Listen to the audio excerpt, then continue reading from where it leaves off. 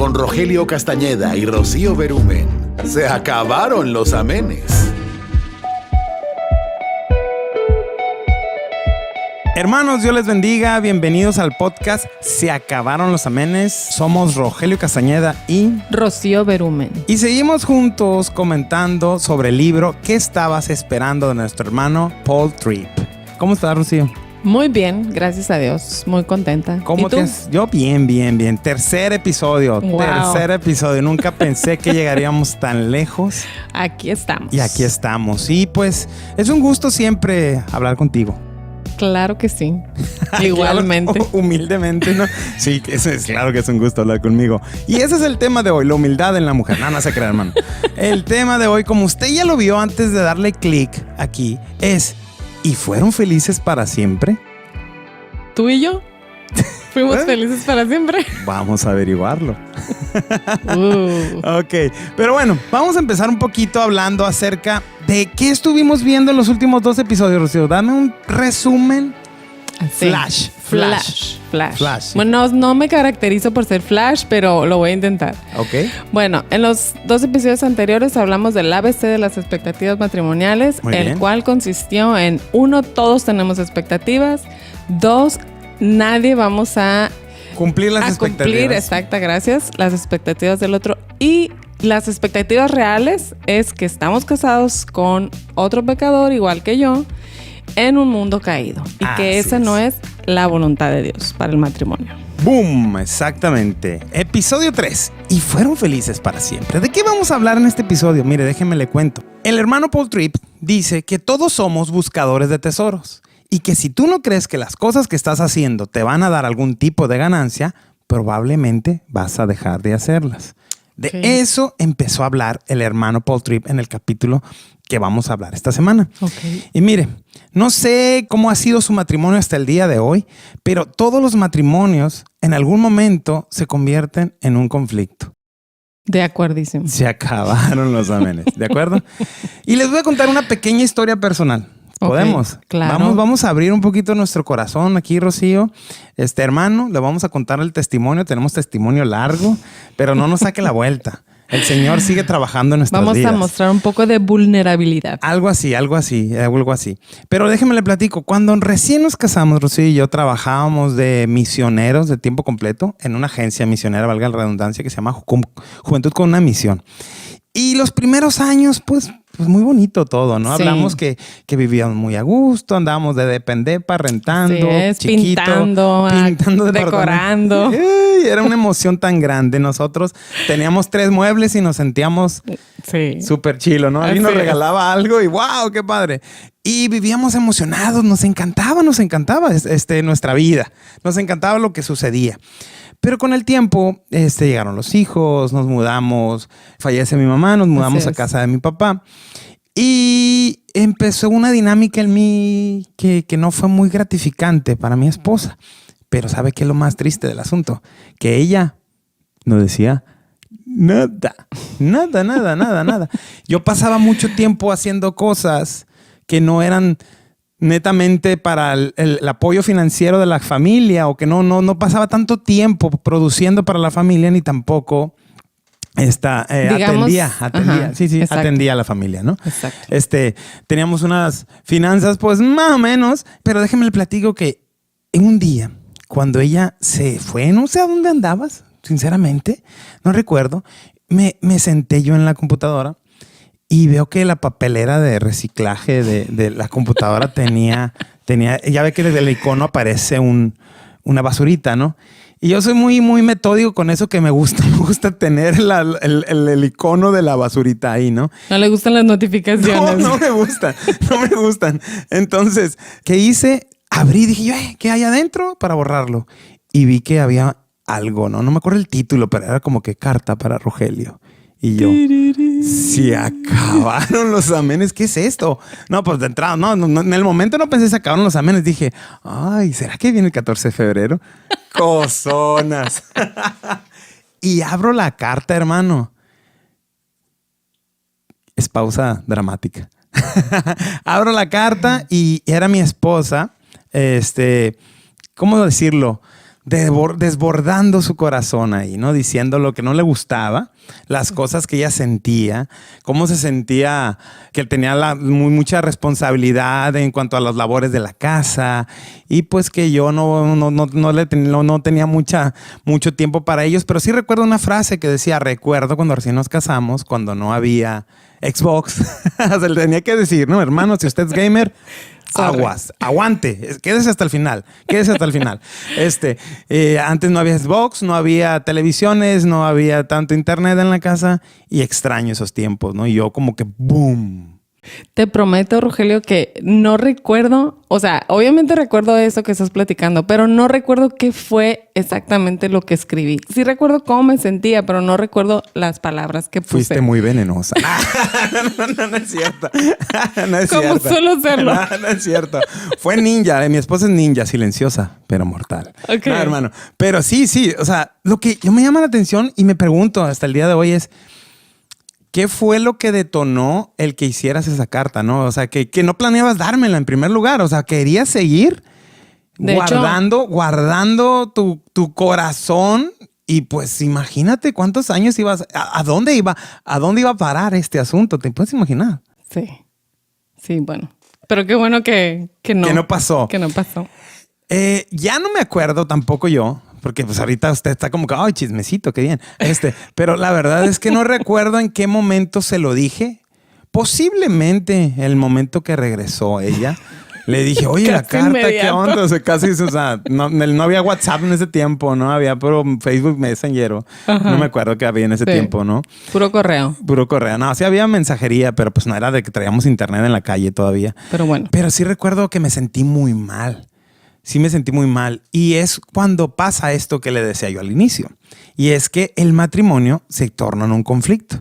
Y se torna algo que el autor del libro, lo que estabas esperando, lo define como lo que no debería de ser. Así es. Es un punto donde el romance y el pintar y decorar ya no fue suficiente. Ya no fue suficiente. Ya era un punto donde tú, Rocío, ¿cómo te sentías? Tú pues, dices que te acuerdas. Sí, me acuerdo cómo me sentía. Habían pasado muchas cosas, como tú acabas de mencionarlo. La muerte de tu mamá, pues fue algo que afectó nuestras vidas, no nada más en cuanto a la emocional, sino también en nuestra dinámica. Tus papás siempre fueron parte importante de nuestra familia. Ellos siempre muy apegados a ti. Uh-huh. Y recuerdo pues que nos fuimos a vivir a tu casa y a causa de eso, pues toda la responsabilidad de la casa cayó sobre mí, ¿no? Y cabe mencionar, y siempre lo he dicho en otras ocasiones, no es que tu papá me exigiera nada. Ajá, no es que tu papá siempre fue muy respetuoso. El problema era yo. Como que llegué a la casa, fue muy respetuoso en cuanto a nuestra relación y siempre nos ayudó mucho, ¿no? En cuanto a la cuestión financiera. Pero el asunto aquí era de nosotros dos, pues que, como dijimos, ya había pasado la luna de miel, ya había llegado David estaba chico y yo me encontraba en una situación pues de mucha presión. Sí. Cuidar a David, chiquito, tú te ibas a trabajar y yo me quedaba en la casa. Y regresaba y prendía el Xbox. Yo tenía que pues hacer las tareas de la casa, la comida, todo lo que una ama de casa, que a lo mejor muchas mujeres pueden decir, ay, pues es lo que todas hacemos, así es. Pero para mí sí fue algo de mucha presión. Y más que nada me sentía como que tú no estabas tan interesado en esa parte. Como que sí. Como que, bueno, si tú es tu rol, ¿no? Son tus quehaceres. Yo ya regresé de mi trabajo, entonces yo descanso, ¿no? Sí, ¿sabes cómo creo yo que pasó? No creo, porque también sí, yo me recuerdo a mí mismo y me caigo gordo. Pero recuerdo, debió haber sido que llegué a mi casa y fue como modo automático, ¿no? Que mi mamá era de que ¿qué quiere comer mi niño, no? Y así nos trataba. Tú recuerdas a mi mamá, ¿no? Sí, claro. Bien consentidora. Pero aquí vamos al punto es que ya el romance y eso no fue suficiente. Necesitamos algo más profundo que nuestros intereses compartidos. Así es. Que podíamos gustarnos, divertirnos de alguna cosa, ciertas comidas, nos atraíamos de cierta manera, pero llegó un momento en que eso no fue suficiente. Necesitábamos algo más que sobrevivir en nuestro matrimonio. Y esa parte es tarde o temprano llega a los matrimonios. No queremos asustarlos a los hermanos, siempre decimos lo mismo a los que se acaban de casar, pero llega el momento en que esta etapa de ajuste va a llegar a su matrimonio. A lo mejor la está viviendo usted ahorita, a lo mejor usted está escuchando y dice, ay, ese es mi viejo, ¿no? O, ay, mi esposa. O, ahí estoy, cuéntame más. O por ejemplo, eso que antes nos atraía tanto de nuestra pareja cuando éramos novios, pues por ejemplo, algo que me atraía mucho de ti, todavía me atrae, obviamente, es tu facilidad de hacer esta amistad, de ser ameno, de hacer reír a otros. Y en ese momento de nuestra crisis, digamos. Uh-huh. Tu crisis. De mi crisis. No es cierto. Porque yo estaba bien a gusto, ¿no? Pues tú seguías, me recuerdo que te visitaban mucho tus amigos iban y jugaban Xbox a la casa, ¿no? Ey, no vas a hablar de... Ey, si tú lo estás escuchando y fuiste a la casa, no te agüites. Tú sigue viniendo, mena. Pero ya no tenemos Xbox, pero pues seguimos siendo amigos. Ok. Pero bueno. Sí. Necesitamos algo en nuestro matrimonio. Vamos encarnando un poquito esto. Estamos abriendo demasiado nuestro corazón, hermano. Sí. Estamos hablando y estamos exponiendo. Yo creo que vamos a editar esta parte. No, así va a quedar. Necesitamos algo en nuestro matrimonio que nos dé paz en nuestro corazón y que nos dé fuerza para seguir. Es necesario seguir. Dios no se equivocó al darnos la pareja y me gustó esa frase que dijo mi esposa desde el episodio 1. Dios no se equivocó. El propósito de Dios en nuestra vida, en nuestro matrimonio es santificarnos. Y el matrimonio es un lugar seguro para la santificación porque estamos con el otro pecador que también nos ama. Ahora, mi hermano, quiero lanzarle unas preguntas para que las medite. ¿Qué haces cuando tu matrimonio se convierte en lo que no debería ser? O sea, cuando ya te pasó cuando llega la decepción o la desilusión. ¿Qué haces? ¿Qué hacemos? Piensa, ¿qué hacemos? ¿Qué haces en los momentos cuando no te sientes tan atraído por tu esposa? Porque puede pasar. En el enojo, lo que menos te sientes es atraído por tu esposo o tu esposa. ¿Hacia dónde miras cuando estás irritado, herido o desanimado? ¿Hacia dónde? ¿Te acuerdas? ¿Qué buscas y hacia dónde corres? Ese es el asunto. ¿Qué pasa cuando llegamos a esta etapa de vida? ¿Qué hacemos? ¿Para dónde corremos? Porque eso es un parteaguas de nuestros matrimonios. Le platico, esta carta reveladora del corazón y del sufrimiento de mi esposa, para mí fue como que, wow, un baldazo de agua fría. No porque yo me creyera que estaba haciendo bien mi trabajo, sino porque era un punto totalmente ciego para mí. O sea, yo llegué a la casa, estábamos trabajando, bien o mal, está cayendo la lanilla para sostener este asunto y pues nos divertíamos de vez en cuando, pero me divertía más por otro lado, ¿no? O sea, como que era bien chilo, ¿no? Llegaba y que mi hijo estuviera en la puerta y la comida hecha, era como el Mexican Dream, ¿no? Pues no, sí. American, no, el Mexican Dream. Pues entonces, pero para ti era una nightmare, era una pesadilla lo que estabas viviendo, ¿no? Pero, ¿qué nos puedes decir, Rocío? ¿Qué necesitamos hacer o qué pudiéramos hacer nosotros en esta etapa del desencantamiento? Okay. Vamos a llamarlo así, ¿no? Ok, el desencanto. Bueno, pues volviendo al autor, necesitamos tener una base sólida y esa base la vamos a encontrar teniendo matrimonios basados en la adoración, no en el enamoramiento. ¿Qué es o qué significa un matrimonio esté basado en la adoración? ¿Cómo me lo explicas? Bueno, normalmente como cristianos, cuando hablamos de adoración, pues siempre nos vamos a esos 30, 40 minutos o a veces una hora. En algunas iglesias. Cálmese. Donde pues cantamos, oramos, algunos que levanten las manos, otros no. Pero en realidad la adoración va mucho más allá que un tiempo de alabanza congregacional. Y para ello, no sé si me quieras ayudar a leer Romanos 1:25. Claro que sí. Dice, en vez de adorar al Dios verdadero, adoran a dioses falsos. Adoran las cosas que Dios ha creado en vez de adorar al Dios que las creó y que merece ser adorado por siempre. Amén. Bueno, aquí Pablo está hablando a la iglesia de los romanos. Uh-huh. Y Pablo aquí está haciendo un énfasis en que muchas personas se desviaron de la adoración que debían darle a Dios y que empezaron a adorar las cosas que Dios había creado. Entonces, aquí el hermano Paul Tripp nos hace una aclaración en el sentido de que nos dice que todos somos adoradores. Es decir, Dios nos creó con esta cualidad, o más bien con el propósito de adorarle a Él. Y con la necesidad. Y con la necesidad de adorar. Así es. Entonces, lo hagamos de una manera consciente o no, somos adoradores. Ahora, la cuestión aquí es, ¿qué es lo que adoramos? ¿Sí? Dice, aquí sí voy a citar la frase. Dice, cuando la Biblia dice que somos adoradores, quiere decir que cada ser humano vive para algo. Todos nosotros estamos excavando en busca de un tesoro. Todos buscamos algún sueño. Detrás de todo lo que hacemos hay alguna clase de esperanza. Todos están en la búsqueda constante de la vida. Es decir, todos los seres humanos, como te lo decía hace rato, conscientes o inconscientemente, estamos en busca de un propósito, en busca de aquello para lo cual creemos que nacimos. Sí. La adoración tiene que ver con la motivación de nuestro corazón, el por qué hacemos las cosas. Entonces, cuando nosotros, pues, entendemos el propósito de Dios, pues, buscamos adorar a Dios. Pero cuando estamos perdidos en ese propósito, entonces empezamos a adorar lo que Pablo dice aquí, las cosas que Dios creó. O sea, entiendo. ¿Sí?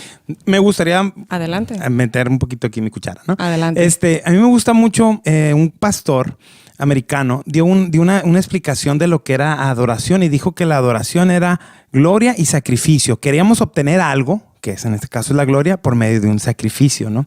Decía Rocío hace un momento, como cristianos que entendemos adoración, entendemos que debemos adorar a Dios, entendemos que debemos reconocerlo a Él por quien Él es en nuestras vidas, nuestro Salvador. Pero sabe que si usted nos escucha aquí y usted dice, hey, yo no soy cristiano, yo nunca he ido a una iglesia cristiana, yo escucho porque me llamó la atención el tema, usted también es un adorador. ¿Y qué adora? Lo que usted invierte tiempo para obtener, eso es su adoración. Así es. Ojo, no estamos diciendo que esté mal si usted está invirtiendo tiempo para traer finanzas a su casa. Así es. Ojo, pero es parte de su adoración. La adoración es su identidad, dice el autor Paul Tripp. Exacto. Tú eres adorador por lo que piensas, por lo que deseas, por lo que escoges, lo que haces. Todo lo que haces y dices está siendo moldeado por tu adoración. Así es. Incluso te digo, cuando ni siquiera somos conscientes de ello, ¿sí? Entonces, aquellas cosas que a veces que nos preguntamos, bueno, ¿por qué lo hice? ¿Qué sentido tiene esto? Bueno, hay que buscar, ¿verdad? En lo profundo de nuestro corazón, y ahí es donde vamos a encontrar la verdadera raíz del por qué lo hacemos. De acuerdo. ¿Sí? Entonces, algo también importante que debemos de tomar en cuenta es todas aquellas cosas o aquellas acciones que hacemos o esos hábitos que tenemos, ¿sí? Reflejan nuestra adoración, reflejan aquello que nos importa, vaya, en otras palabras. Así es. Como decías tú hace ratito, si nosotros queremos saber cuáles son esas cosas que realmente adoramos, podemos echar un vistazo, pues fíjate en qué estás gastando tu dinero y en qué estás gastando tu tiempo. Vemos en nuestra billetera los recibos, dice, y vas a ver qué cosas son importantes para ti, ¿no? Así es. Entonces, fuera de las cosas básicas, ¿no? Del alimento, claro, pero también ahí pudiera también haber algún foco, alguna indicación qué es lo que amamos. Si amamos mucho comer, por ejemplo, yo disfruto mucho comer y me gusta comer bien en mi casa y me gusta cocinar rico para mis familiares, pues amén. Para mi familia. Empezaron los amenes. Bueno, últimamente lo hago menos, ¿no? Pero bueno, pero me gusta, ¿no? Entonces, cuando nosotros adoramos de una manera consciente a Dios, pues lo hacemos de una manera correcta. El problema es cuando aquellas cosas se vuelven, pues no tan agradables para las personas que vivimos. Por ejemplo, ejemplo hipotético. Pues si bien hipotético, porque aquí no sucede. Ok. Aquellas personas que disfrutan, por ejemplo, ¿no? De ir a la iglesia, de tener una vida en comunidad cristiana y todo, ¿no? Pero, ¿qué pasa cuando llegan a sus casas? ¿Sí? Que no quieren que entren, por ejemplo, con los pies sucios. O que no quieren que le desacomoden la sala o el cojín que acaban de comprar, de adquirir, ¿no? O esos detalles, pues que, sí, como que parecen su muy... santuario. Exacto. Es casa, es un y de santuario. hecho, así es. Entonces, y de hecho, viene este ejemplo, ¿no? De que llega un punto el matrimonio o la pareja esta que el esposo le dice a su esposa, ¿sabes qué? Esto ya no es nuestro hogar. Esto se ha convertido en tu museo. Ajá. Entonces, esas son las cosas que nosotros debemos de tomar en cuenta cuando estamos viviendo con las personas. ¿Cuál es la motivación? Aparentemente, una casa bonita, una casa ordenada, pues es algo que agrada a Dios. Pero ¿cuál es realmente nuestra motivación? ¿Cómo estamos haciendo sentir a nuestra familia esas acciones o esos hábitos nuestros? Déjame dar un poquito de contexto aquí porque se me hace que puede quedar un poquito confuso. Okay. En el libro que estamos leyendo viene un ejemplo de una hermana que su casa la tenía impecable, que la decoraba súper bonita. Ella invertía su tiempo, dinero y esfuerzo en que la casa estuviera cómoda, con el afán de que estuviera bonita para su familia. Casa de revista. Entonces, en un punto de la vida, estos hermanos, el esposo le dice, hey, hasta me da miedo sentarme en el sillón, me da miedo de extenderte la cama, ¿no? Así es. Y es cuando, por eso el autor hace esa referencia a que cuando estás adorando las cosas, estás invirtiendo tanto tiempo en las cosas que llegas a afectar tu relación con los que te rodean. Así y en es. este caso, con tu esposo. Así es. Exactamente. Y eso por mencionar un ejemplo, ¿no? Claro, Pero, como tú dices hace rato, preguntémonos, ¿cuáles son aquellas cosas que realmente adoramos? O sea, ¿adoramos realmente a Dios o estamos adorando las cosas que Dios ha creado? Y llámese casa, llámese el trabajo. Sí. Hay personas que pueden ser motivados por ese sentimiento de éxito, ¿no? Sí. Más allá, sí.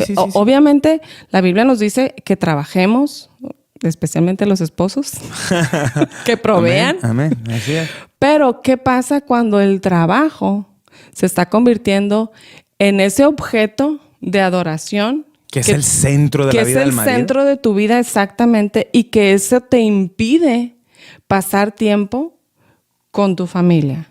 Okay. O que te impide estar tan, ¿cómo se involucrado, dice? presente. Es presente, como exactamente. Como estaba yo. Vamos, Así las cosas como son. Así es. Estaba en la casa por los momentos que tenía que estar, porque pues para dónde me hacía, pero quería hacer otras cosas en mi tiempo. O sea, quería egoístamente entretenerme sobre todo lo demás, ¿no? Y me gusta cómo el autor Paul Tripp lo aterriza de la siguiente manera, y es que los matrimonios deben establecerse verticalmente antes de hacerlo horizontalmente. ¿Qué es eso? Quiere decir que primero tienen que ver a Dios.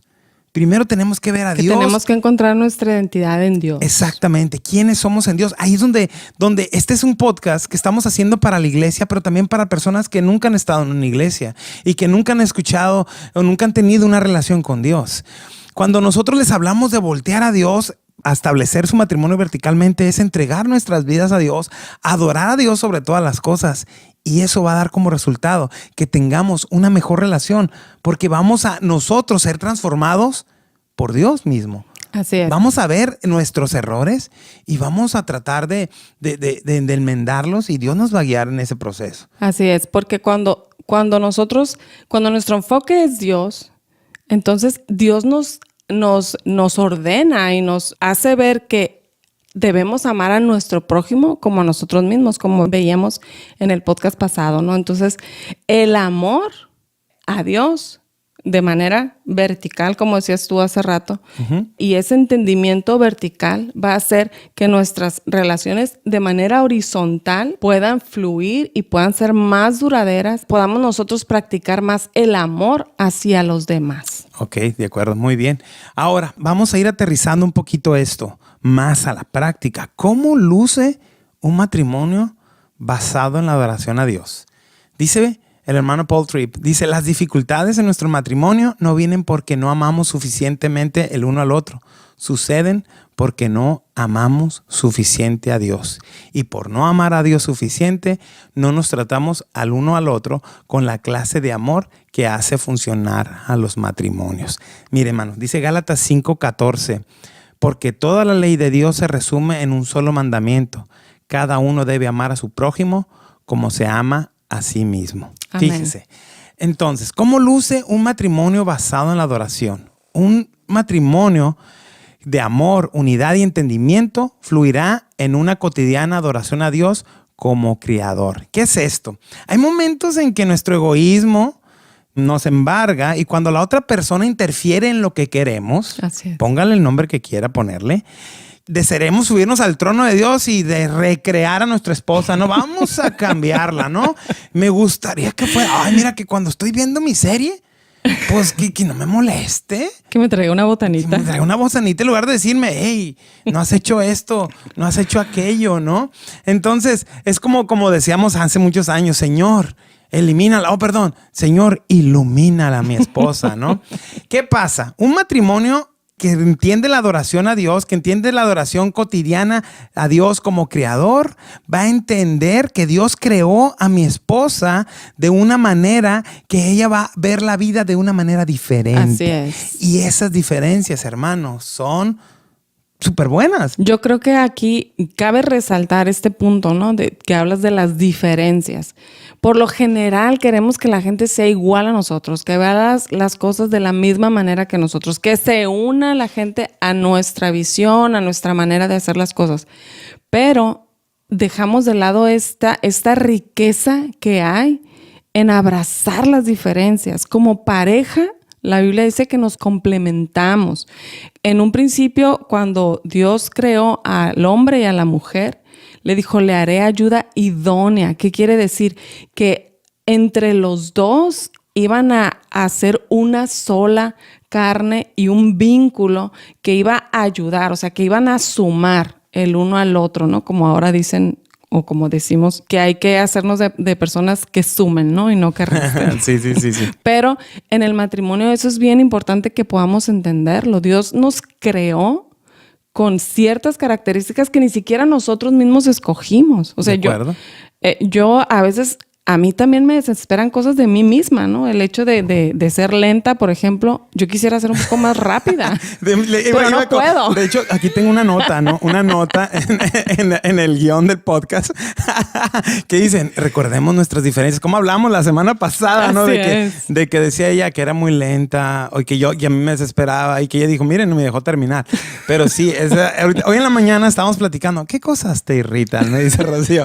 Y yo dije, ay, Dios santo, esa pregunta no sé si responderla porque todo lo que digas puede ser en tu contra, ¿no?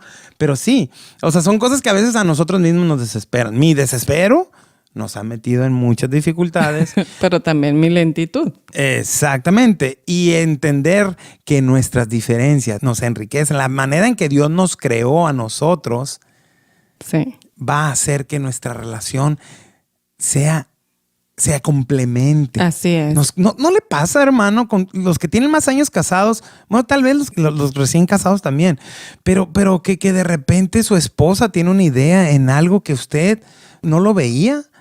¿No le pasa? Y se da cuenta que dices tú. ¿A ti te pasa bien seguido, verdad? Claro que sí. Lo dices de broma. Pero mi esposa tiene un superpoder. Es así como le digo yo. A ver, yo a veces agarro un aparato y le digo, oye, ya lo desarmé y no sé cómo armarlo. Y ella me dice, mira, pero es que este dientito se ve que entra aquí. Tiene ese poder analítico, le llamo yo, de ver cómo funcionan las cosas. Yo soy más bruto, ¿no? De que las rompo y después pego, ¿no? Pero sí me pasa, no se ríe, hermana, sí me pasa. No y me nos río. Complementamos. Entonces, ¿cómo luce un matrimonio basado en la adoración a Dios? En amor, unidad y que tiene un entendimiento que la creación de Dios diferente, su esposa, va a complementar. Así es. Esas diferencias. Y reconocer a Dios como creador. Así es. Exactamente. Okay, Punto número 2 de cómo luce un matrimonio basado en la adoración, hermana Rocío. Bueno, pues que dice un matrimonio de amor, unidad y entendimiento fluirá en una adoración diaria a Dios como soberano. entender la soberanía de Dios no es algo fácil, obviamente. Para nada. Pero eso también nos va a ayudar a comprender y a tener esa tolerancia con nuestro cónyuge. Ok. Entender, pues, que venimos de contextos diferentes, que tenemos culturas diferentes, familiares, que para que un mismo concepto lo podemos ver de maneras diferentes, porque así nos enseñaron, lo que hablamos un poquito también la vez pasada. Y al llegar y decir, bueno, ¿y esto cómo lo vamos a hacer? O esto para mí era de esta manera y para ti es de esta otra. O sea, ¿cómo vamos a congeniarlo? Así es, ¿no? Y también entender que pues ya estamos juntos. Ya necesitamos resolverlo. No podemos así como que, no, pues yo así y tú así y ahí vemos, ¿no? No, o sea, tenemos que llegar a ese punto de decir, bueno, ahora juntos en nuestra familia lo vamos a hacer de esta manera. Sumar las culturas familiares. Esa es una parte bien chila. Ya muchos escucharon esta historia, pero cuando recién nos casamos, Rocío y yo nos regalaron, uno de nuestros mejores amigos ahí nos regalaron una dotación de despensa, ¿no? Así es. Y en esa dotación de despensa venían como 2 tipos de cereales. Ajá. Y un día en la mañana, pues desayunamos cereal, y pues abrimos un cereal y comimos y bla, bla, bla, muy bonito, todo iba perfecto en nuestros primeros meses. Te estoy hablando el primer mes de casados, ¿no? Y al día siguiente digo yo, pues ahora hay que comer del otro, ¿no? Y del otro cereal. Del otro cereal. Y me dice Rocío, ¡no! Para ella era como que qué loco estás. Oye, pero no lo hice con ese énfasis. Te dije, no, cariño, mira, en mi casa no se hace así. Oh, bueno. Tenemos otros datos, dijera alguien por ahí.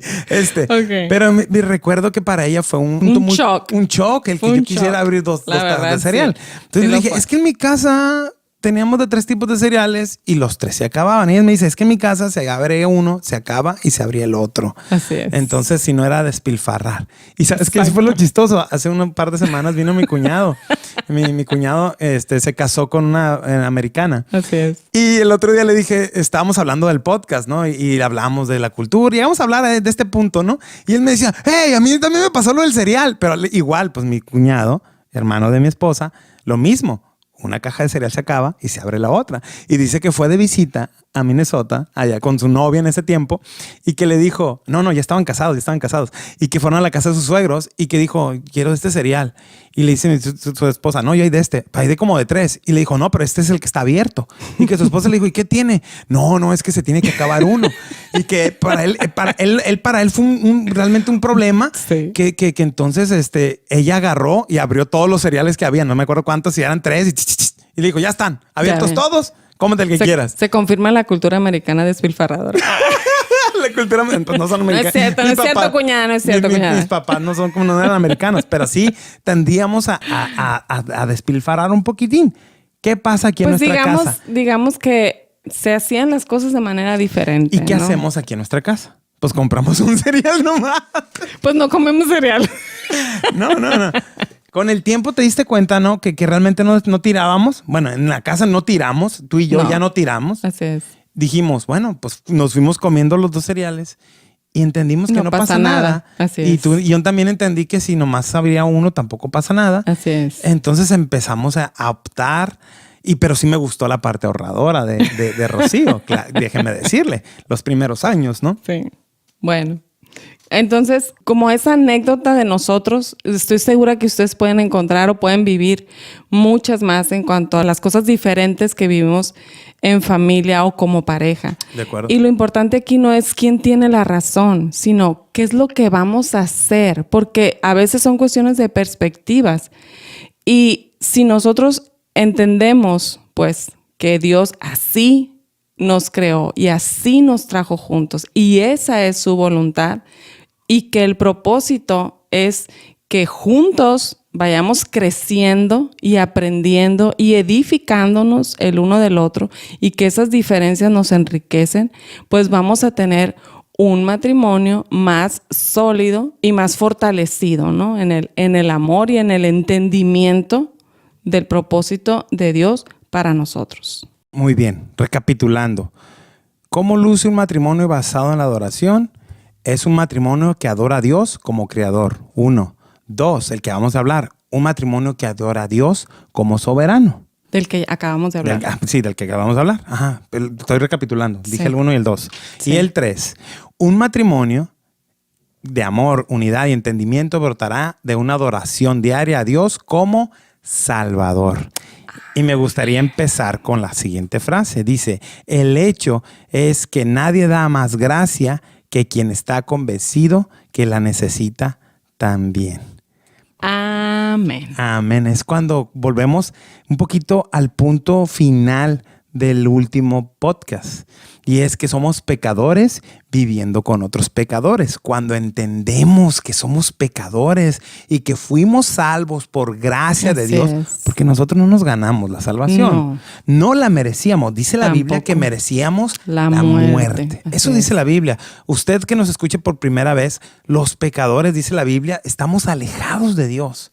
Necesitamos de Dios. Y entonces Él nos atrae con lazos de amor y por su gracia, por creer en Él, somos salvos. No nos podemos ganar la salvación. Y una vez, perdón que te interrumpa, no, dale. Una vez que nosotros hemos entendido esa gracia salvadora y que la necesitamos, podemos otorgarla, no antes. Exactamente, no antes. Para allá vamos. Exactamente. Como nosotros nos damos cuenta, dice la frase que acabo de leer, nadie da más gracia que el que sabe que la necesita. Si nosotros somos pecadores, entendemos que somos pecadores, pues es más fácil dar gracia a otro pecador, en este caso, nuestra esposa. O sea, ¿cómo lo hacemos? ¿Cómo lo aterrizamos prácticamente? Cuando nuestra esposa o nuestro esposo falla, pues no lanzarle el pecado en la cara, ¿no? Como decirle, ¡oh! Te lo dije. Y eso que eres cristiana, decía por ahí una persona que no digo nombres, pero hace poquito hablé con el del cereal. Entonces, no le vas a hacer... Andas balconeando a la familia.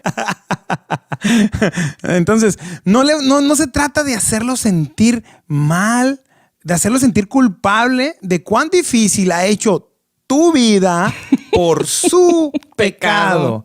O sea, es como decir, mira, estás enojando, estás vociferando y la Biblia dice, airaos, pero no pequéis. Y tú estás pecando y te empieza a tirar bibliazos uno y la otra persona está enojada y ahora lo vas a hacer sentir condenado, que sí está pecando, es una realidad, necesita arrepentirse, pero lo que menos necesita es que tú le añadas que su pecado te está lastimando y te está haciendo pecar. O que se lo estés restregando, ¿no? Exactamente. Y luego dice el autor Paul Tripp, dice, no guardarás un registro detallado de tus faltas, de sus faltas. Hermanas, no lo hagan.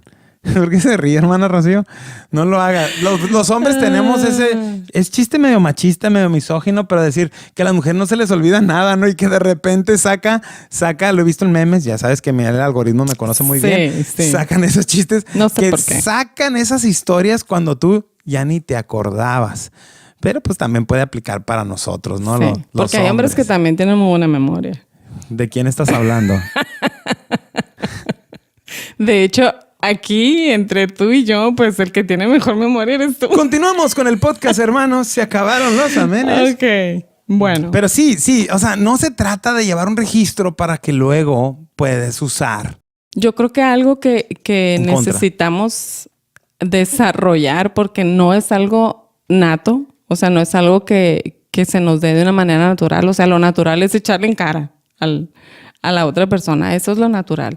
Pero debemos en esos momentos, y lo hemos vivido, ¿no? Claro. Hablando de vulnerabilidad. A veces por ejemplo, cuando yo regaño a los niños y tú me dices, hey, es que tus formas, o sea, sí tienes razón, pero yo creo que esa no es la forma de regañar a los niños. Yo pensé, no es la forma que me lo digas a mí. Dije, espérate, aquí en vivo me vas a... No. Ay, bueno, sígale, mano. Ya te balconeaste solo, ¿no? Se acabaron los amenes. Cuando tú me dices, hay que cuidar las formas. Y en ese momento, la verdad... Lo que menos quieres oír es eso. No, lo que me dan ganas de decirle, pero si tuercas y tornillos, ¿no? Pero digo yo, no, tiene razón. O sea, tiene razón y vamos mejor resolviendo un dilema o un problema a la vez, ¿no? Entonces, mejor... Ok, me quedo callada, asumo mi responsabilidad y ya cuando te toque a ti, pues bueno, ya veremos. ¿Cómo te lo digo, no? Sí, tienes razón. Dice como lo dice el pastor Paul Tripp, dice que más bien debemos de buscar maneras de encarnar la gracia transformadora de Dios en nuestras parejas. ¿Qué es esto? Pues tratar de transmitir la gracia, ¿no? Amén. Es eso que te digo yo. O sea, cuando pasa esto, que el ejemplo que acabas de dar, que es súper, súper palpable, ¿no? Y que también me pasa a mí, ¿no? Es cuando nos complementamos también. Así es. De que de repente uno de los dos, porque nos sucede, cambiamos. A veces somos el policía bueno, como dice David, ¿no? Policía bueno y policía malo. Y cambiamos de roles. No, han pesado nuestros hijos, hermanos. Oren por nosotros. Es cuando dices tú, hey, cuando eres el policía bueno, ajá, lo que te estoy queriendo decir o lo que me estás queriendo decir en ese momento es, hey, muestra más gracia a los niños. Ajá, y está bien, corrígelos, sí, pero vamos a hacerlo con más gracia. En lugar de hacerlos sentir... De aplicarles la ley al 100. Vamos a impulsarlos. Y yo sé que a veces es difícil porque tú les dices con amor, hijo, haz esto. Y no lo hacen, ¿no? Entonces le subes dos rayitas. Pero las formas, cuando se te dice, busca las formas, es... ten más gracia para ellos, ¿no? Y tengamos más gracia para nuestro esposo o nuestra esposa. Ahora, amén, en conclusión, ya nos vamos. Hoy fue un episodio un poquito más largo. Entonces, ¿seremos felices para siempre? Pues si retomamos un poquito lo que dijimos en los capítulos anteriores, buscar la felicidad en la tierra es una meta muy pequeña. Sí. Y la verdadera meta de Dios en nuestra vida es santificarnos. Y como se lo dije al inicio, el matrimonio es un lugar seguro para hacerlo. Amén. Nosotros escogimos a esa persona, nosotros hicimos cosas para cautivarla, para que fuera nuestra novia, nuestro novio, y tuvimos una boda y empezamos a vivir años bien bonitos. Vino el momento en que no era suficiente el romanticismo. No, la crisis. Y aquí estamos. Así es. Y esto no se acaba. Entonces, sí podemos ser felices. Es más, sí lo somos. Amén. En nuestras fallas lo somos porque sabemos que en nuestras imperfecciones la gloria de Dios se va a manifestar ampliamente. Entonces, ¿seremos felices para siempre? En Cristo sí lo seremos. Amén. Amén. Amén. Amén. ¿Y quieres decir algo para concluir? Pues nada más. ¿Qué podemos hacer? Perdón, de una manera práctica, ¿qué podemos hacer? Ser tolerantes, recordar pues acerca de esas 3 aspectos de la adoración, que Dios es creador y creó a mi cónyuge de esa manera, que Dios es soberano y nos trajo juntos con nuestras imperfecciones y con nuestros defectos para ser moldeados el uno al otro. Así es. Y que necesitamos practicar la gracia que recibimos para con nuestro cónyuge. Amén. Amén. Tenemos diferentes personalidades, diferentes talentos. Amemos a nuestro prójimo, amemos a nuestra esposa y sobre todo, platiquemos. ¿Se acuerdan? Les dijimos desde el episodio 1, platique más, conozca más. Conózcanse más. Con el tiempo. Podemos decir, ay, ya la conozco tanto que ya no la quiero conocer más, pero vamos cambiando, vamos transformando nuestras vidas, vamos madurando. Así es. Y eso que acabas de decir de que nos conozcamos, a lo mejor decimos, ay, pues es que ya tengo 20 años con la misma persona, ¿cómo no la voy a conocer? Bueno, también nosotros cambiamos a veces. A veces nuestros intereses también cambian y el platicarlos nos hace empatizar y querer solucionar también las necesidades del otro, ¿no? Tomar en cuenta. Cierro recordando el versículo que leímos hace un ratito en Gálatas 5:14 que dice: porque toda la ley de Dios se resume en un solo mandamiento. Cada uno debe amar a su prójimo como se ama a sí mismo. Amén. Dios nos conceda matrimonios llenos de su amor, que le amemos a Él verticalmente y que horizontalmente amemos a nuestras esposas. Amén. Nos vemos en el próximo episodio, hermanos. Dios les bendiga. Dios les bendiga. Hasta luego. Hasta luego. Se acabaron los amenes. Se acabaron los amenes porque no entendieron. Se acabaron los amenes porque se sintieron. Se acabaron los amenes porque quisieron.